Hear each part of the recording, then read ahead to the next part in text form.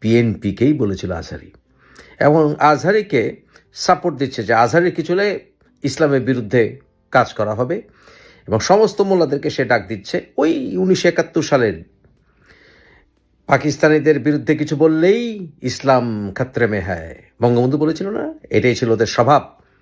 একদল হেলিকপ্টারে উঠেছে, আলেমদের বিরুদ্ধে লাগলে আর একদল হেলিকপ্টারে উঠতে পারবেন না। এই পাকিস্তানিদের বীজ এখন আজহারি ইসলাম সব গুলিয়ে ফেলেছে, এবং তাদের নেতৃত্ব দিচ্ছে এই রক কাটা বাহিনীর নেতা শফিকুল ইসলাম মাসুদ।